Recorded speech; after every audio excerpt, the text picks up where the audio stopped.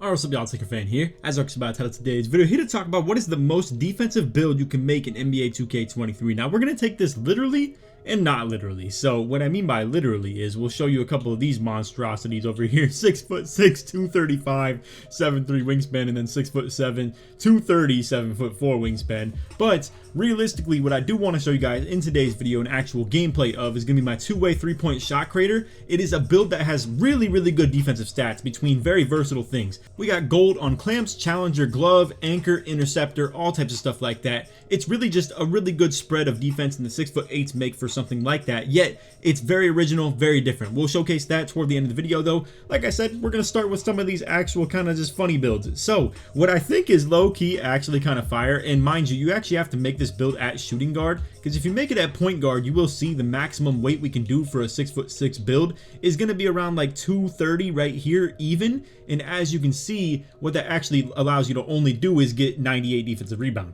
Now if you go to the shooting guard, as you can see, it allows you to go to 235 as we have it right there. So the further you go up on position unlocks heavier weights. If you guys want to play around with even going to like a power forward, you can make a 6'6" power forward. But nonetheless, a 6'6" shooting guard allows you to go 235 on the weight and burly body shape. This guy is built. He is absolutely just a big chungus on defense. And essentially what you can do with this, you can get it to 99 defense rebound, which by the way, you can get Hall of Fame rebound chaser for tier 1, 4 badge points at a 6'6".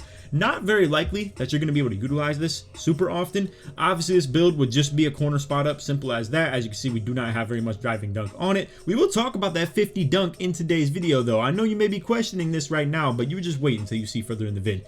But nonetheless, we do have 75 standing dunk. This actually activates pretty consistently, and for that matter too, as you're pretty small, for that matter, you have bronze rise up as a tier 1, so it's pretty convenient to be able to run that. But this build is actually not that troll if you ask me. 99 prim D, even at the maximum weight, 99 steal as well. Only 80 block, however, obviously we are 6'6", but you still have actually really good speed. 90 speed nearly, 89 on the dot. If you wanted to go elite vertical as well and take this question literally with the title, you could literally get to like 95 vertical on this build as well, which maybe actually makes it valid for you to be a defensive rebounder. And you really could have versatility while being an actual fight through lockdown for that matter. 84 strength, 89 speed. You got unreal amounts of really good defensive badges right here. 31 defensive badge count as well. And also if you're a season 3 level 40, you're able to get another defensive badge core slot, which does go a long way for a build like this, because if you're going to be utilizing things like rebound chaser and box out beast and you actually want to contribute in the rebounding aspect, you're going to need a lot of defensive badges, simple as that. So 2 defensive cores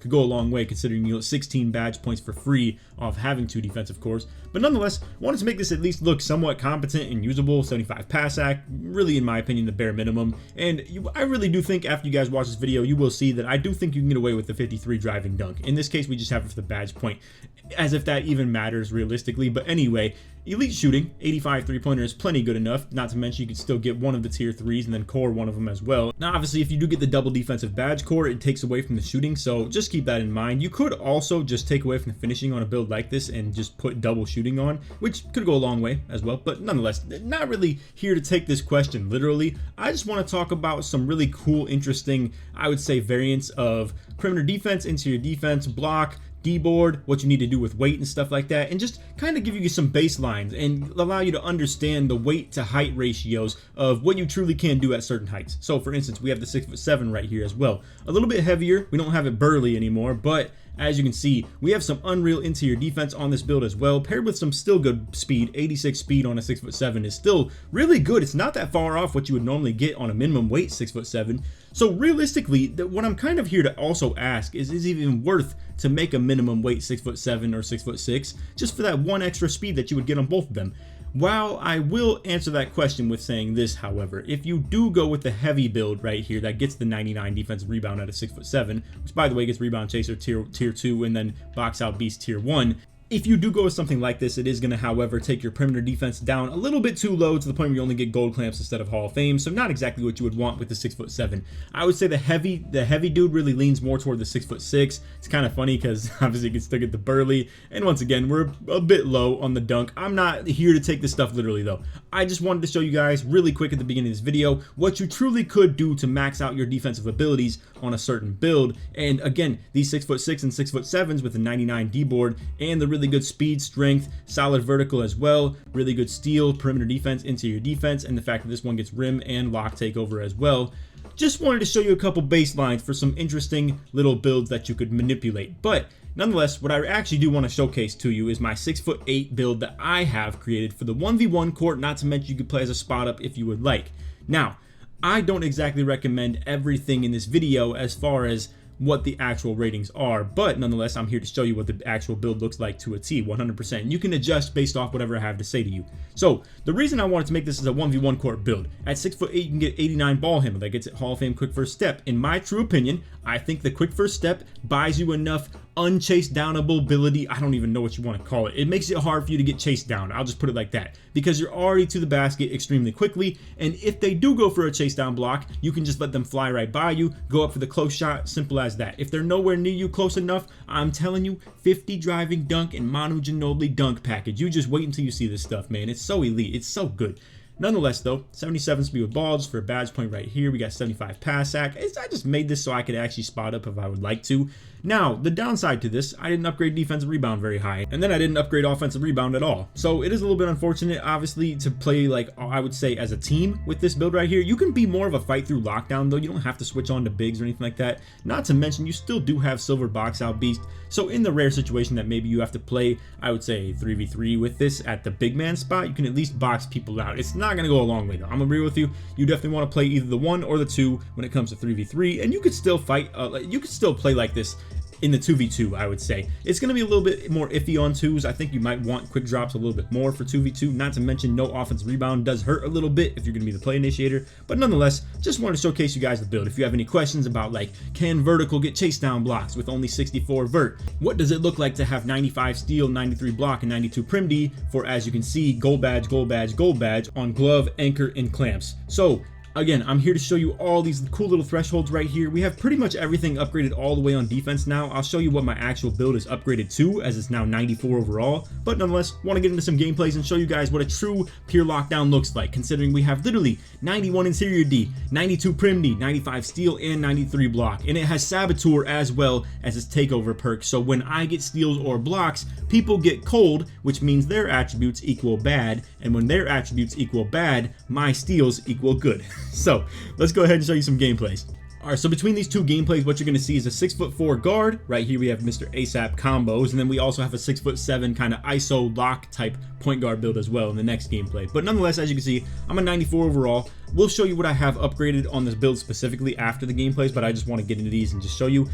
Nonetheless, just pretty much keep it as simple as this. I have 95 steal, I have 93 block, I have 92 prim defense. I have all of the badges that are really meant to be on display right here, and it's about as simple as that. So, as you can see, combos has accelerator with sharp take and lock take as well. I'm running double lock take with saboteur. Now, let me just tell you, what you're going to see in today's video is going to be a lot of dunks and rim runs, or just let people fly by me on close shots and stuff like that. B, a lot of steals and blocks on defense, and saboteur going crazy and actually making them cold for that matter. And really, when it comes to saboteur and me getting plucks and blocks and stuff like that, being able to kick people out of games. Now, what you're also going to see is a couple bad jump shots, because at the end of the day, this build is a little bit more dependent on actually taking threes to open up the drives a little bit more. I can't really just rim run people. I don't obviously have any access to the dunk meter with 50 dunk rating or anything like that, but as you can see, he's spamming attack combos. A really annoying thing to deal with, obviously, and as you can see, we're defending the rim run quite a bit though. Right here, he ended up doing the little run out to the three-point line. I chased a good bit hard, but as you can see, the chase down ability is still plenty fine.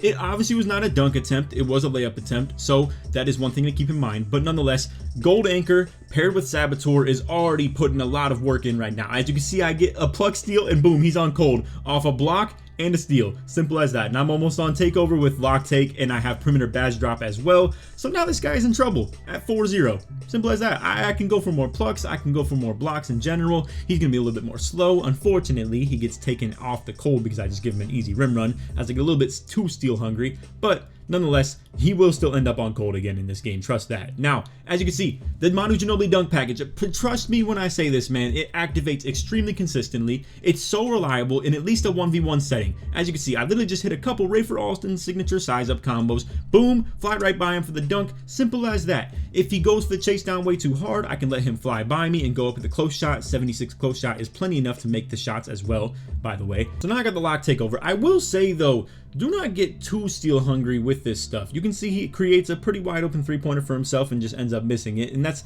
his own problem as well. Obviously, that is a shot that he could have hit 100%. But again, going for that driving dunk, but as you can see, get them to fly up and just get baited for the chase down attempt. People will do that stuff to you very consistently. They cannot help themselves, and even if they do help themselves, all you have to do is just hold your X button and go for the dunk. You don't have limitless takeoff at a super high level, so you really only have to hold the dunks from a very close range regardless. So it's a very easy read to make. If they go for the chase down, you let them fly by you. If they don't go for the chase down, you obviously just go ahead and hold your X button and let that dunk fly. Now, again, as you can see, you may question whether that low vertical can even get chase down blocks or not. But again, you could see I got that Hall of Fame chase down artist. I got gold anchor as well, and lock takeover just in general, maybe boosting my vertical and speed and stuff like that. But nonetheless, still getting chase downs. Obviously, you can't chase down quick drops very often. Nobody can in this game. If you made the most like 6'7" or 6'8" with the pure vertical and pure block rating and all types of stuff like that, you still couldn't chase down quick drops. It's really as simple as that. You just have to be in a great position and be able to be ready to go for that block and just be there before he even gets to you. And even then, you may still get dunked on or dunked through in general. But nonetheless, again, he's playing tight on me. I go right by him, hit him with the Ginobili package. Simple as that. Two hands or one hand, doesn't matter. All you need is 50 dunk in this game. I'm gonna be completely real with you. You don't need quick drops. You don't need all that BS. If you want to go lower on your dunk and lower on your layup and make it so you don't have to make a true finishing build, and you want to be a true pure lockdown defender, this build truly can work on the 1s and 2s if you ask me. Even 3s it could be viable. Once again though, I'm still getting baited in these jump shots. Meanwhile, I just rim ran this dude like 5 times in this game. I don't know why I'm being contested on those shots in the first place, but nonetheless, it is what it is. Unfortunately, I'm walling him off really good right here, and he hits a little reset to the top and then hits a stop and go. So I just get baked. You can see I flop. That was just unfortunate. Get completely killed. And also, I would be wrong to not show you the shortcomings of the build. So right here, you can see what I should have done is just read that and allow him to go up for that chase down block and let him go like flying right by me. Now you're gonna see I'm not able to really create a shot, and then he still, as you can see, kind of gets the late jump opportunity, but either way, it still works out most times. If people are gonna be uber aggressive and go for their chase down blocks, then oh well, you just let them fly right by you. It is the unfortunately boring aspect of playing with the build, and I'm not gonna lie, I do get a little bit bored playing on this build because it can be a complete problem on defense. As you can see, our 3rd chase down block of the game, while also getting pluck steals as well, and that's kind of the problem. It just is so hinged on defense, and if you don't enjoy defense to its highest rate in this game, you're not gonna have a whole lot of fun. As you can see, I'm out of adrenaline though, unfortunately. The chase down blocks, the steal attempts, all that stuff kind of piles up, and if we don't get the rebound off the chase downs, then well, doesn't exactly really contribute to anything. But you can see, hitting my little signature move right here, you can see he's sagging off the 3-point line by quite a bit. We have a new jump shot as well. You can see I get these to start dropping as the game keeps on going on. Anyway, again, mind you, this guy has accelerator too, so anything that he's doing is getting him even more takeover progress, so he is even less prone to getting killed by this saboteur like normal people would that don't have accelerator. And by the way, the reason I'm even using saboteur in the first place, I don't have accelerator on this build. I made it before getting it on my main, which obviously is a whole nother problem in its own. 2K is really grimy for that, I'm gonna be honest, but oh well. Either way, this guy gets an air ball, we throw the close shot up, and now he's just completely out the game. D-. I mean, it's not make it take it, so we keep on trading possessions. At this point, I'm up by 9 points. The game is clearly over. I'm just kind of front running at this point. Get another pluck steal on him. Again, gold glove is not to be slept on, man. But what is to be slept on is my shooting ability, unfortunately. Now, I will say, this is a new jump shot. I was trying out new uppers that are a lot faster than my current jump shot that I, most recently posted. It was the Torian Prince base with, I believe the uppers were mostly Oscar Robertson. I don't remember what the secondaries were, but either way, you can see we just hit the floater, kind of meme on him at the end of the game. Either way, we'll go ahead and show you the defense at the end of the game right here. So as you can see, 19-8, and we're able to actually get another chase down opportunity. This one, we just literally kick him out of the dunk attempt. Simple as that. And again, vertical, still extremely low. And anyway, we're just going to go ahead and shoot the ball at the end of the game, green that. So what I wanted to showcase here is that we can definitely defend the 3-point line and the paint. We had 2 steals, another pluck as well, 3 blocks, all chase downs, held him to 4 for 13. This guy was actually moving okay. On top of that too, he obviously wasn't the greatest, but nonetheless a 6'4" guard with accelerator, and still had mobile like helmet and stuff like that too, and all the other intricacies and whatnot of all the quote-unquote comp stuff.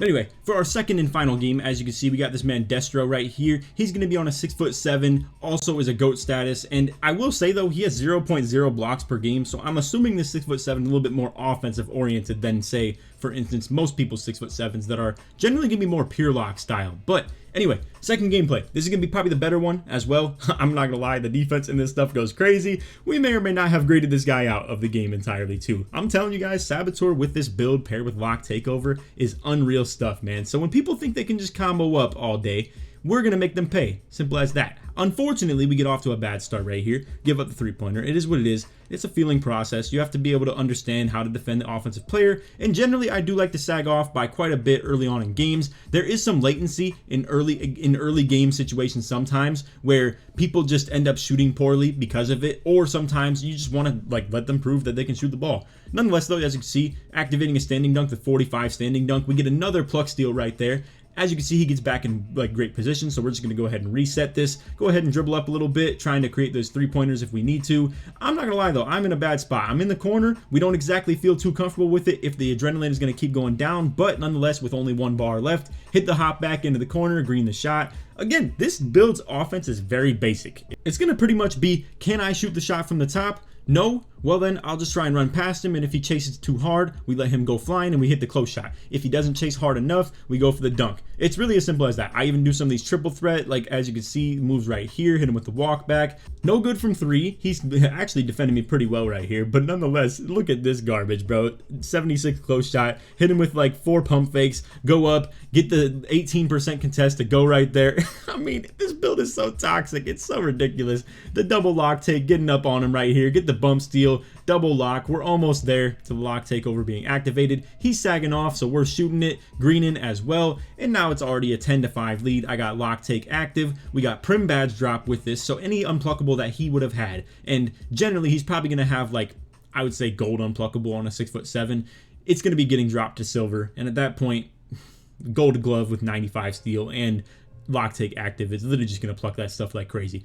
Also, I probably didn't showcase the best offensive games by any means. I know that at the end of the day, if you see this stuff and you see me not exactly getting these like takes to the rim like I said that I would, it's going to look a little bit catfish when I tried to explain that 50 dunk is plenty fine. I promise you though, this offensive rate paired with the defense that I have on this is plenty fine. I rarely lose on this build when I play 1v1 with it. It's so toxic to be able to shoot the ball, hit rim runs, still be an elite defender, and as you can see, like shooting the ball from the top right there. And then also, I mean, the build still has Hall of Fame quick first step. It makes up for a lot of the shortcomings on defense. As you can see, sagging off right there, enough to bait him into the jump shot. This stuff is down bad for this guy at this point, man. As you can see, he's on a D- and cold as well. This is going to happen to nearly anybody that doesn't have accelerator. Really, it's just as simple as that, because when they can't get their takeover quite as quickly with the accelerator not being active, it makes it way harder for them to be able to like actually get out of this cold situation. So now he's cold, and now it makes it easier for me to grade him out. And as you can see, we try and get that quick stop in the corner. I don't get it, but at the nonetheless, 29 offensive rebound, lunging into the actual rebound animation. That's crazy, by the way.